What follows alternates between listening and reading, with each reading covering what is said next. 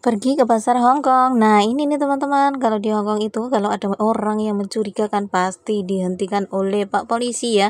Ditanyain KTP-nya, kalau orang luar ditanyain visanya. Halo teman-teman, jumpa lagi sama aku Endang Naning. Nah teman-teman, kali ini aku mau pergi belanja ya, mau pergi ke pasar. Ya seperti inilah kegiatanku setiap hari. Wes pokoknya muter-muter gitu aja. Yuk teman-teman, sambil kita mau pergi ke pasar, kita cerita-cerita yuk. Seperti apa pengalamanku di Hong Kong? Ya alhamdulillah aja ya. Aku kerja di Hong Kong ini sudah ketiga kali ini ya. Yang pertama aku jaga bayi. Waktu itu jaga bayi sampai dia umur 4 tahun. Terus kemudian apa itu namanya? Setelah itu aku pulang ke Indonesia untuk jaga anakku sendiri. Anakku itu waktu itu mau menginjak sekolah kelas TK ya, jadinya aku harus pulang dan menemani dia untuk sekolah. Kan gitu ya, anak kecil itu kalau pergi ke sekolah kan kalau nggak ada ibunya, nggak ditunggoi, dia itu pastinya ya rewel ya, kayak anakku itu, anak pertama dulu itu kayak gitu, dia itu maunya ditunggui di dalam kelas gitu loh.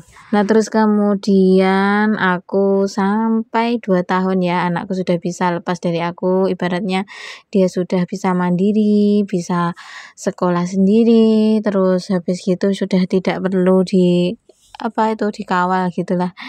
Terus kemudian aku kembali lagi ke Hong Kong. Nah di Hong Kong kemudian aku masih aja waktu itu kerja di di rumah polisi ya. Itu majikanku tuh seorang polisi dulu itu, juga jaga bayi dan juga anak umur 4 tahun, jadi 2 anak ya.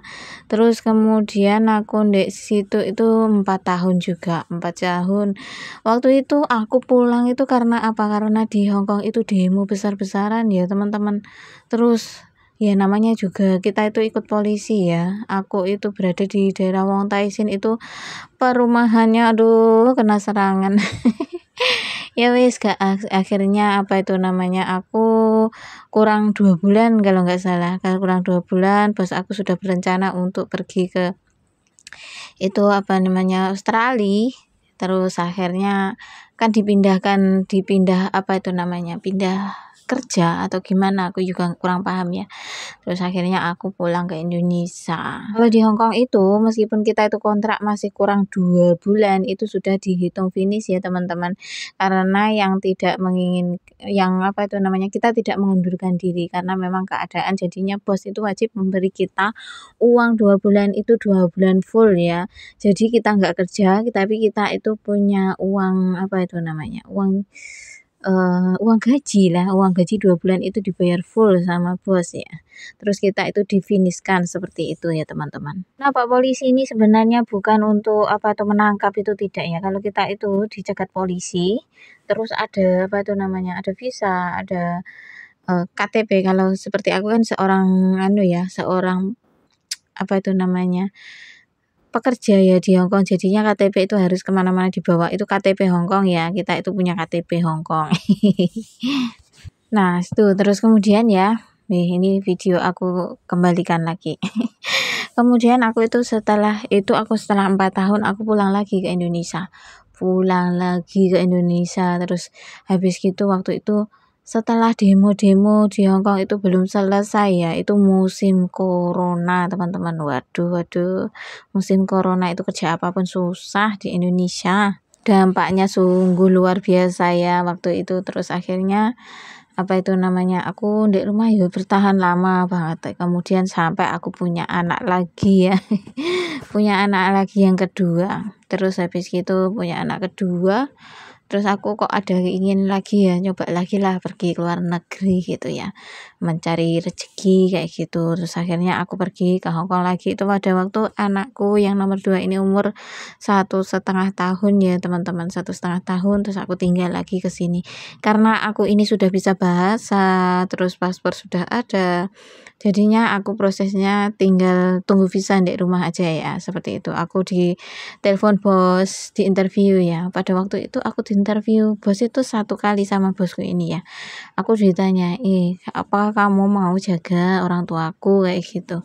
Terus habis gitu tapi aku nggak tinggal satu rumah gitu, bosku tuh bilang kayak gitu. Ya namanya bos mau interview kita itu yang dia ngomongnya itu yang kita kayak kerja burat kayak gitu loh.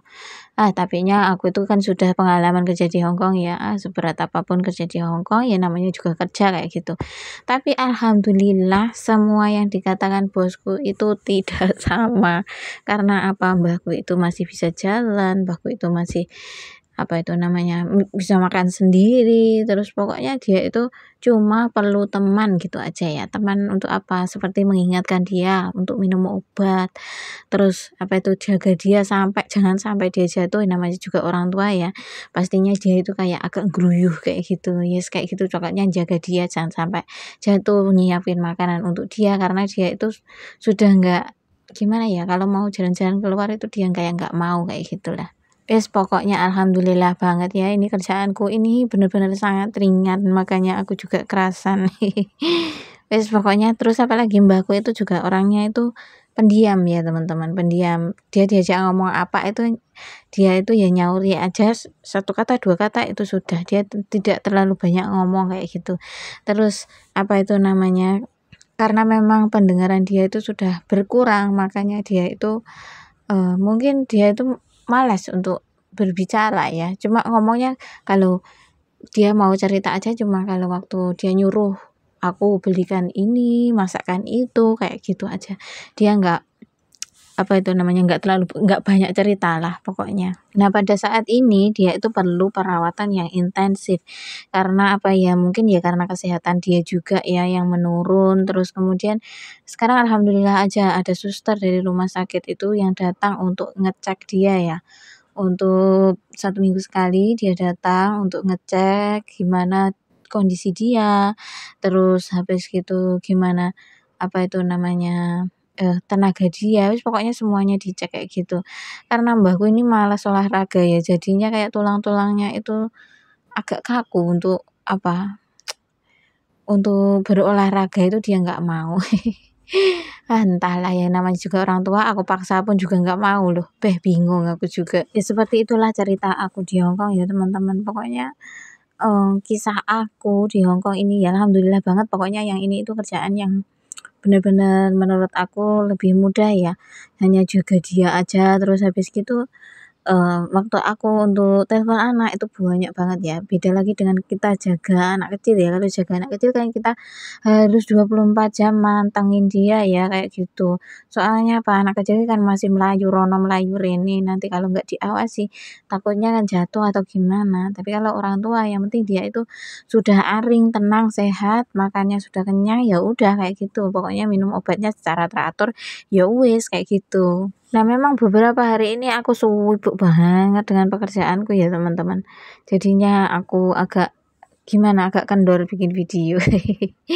Yes, gak apa lah ya. Yang penting kita jalani aja.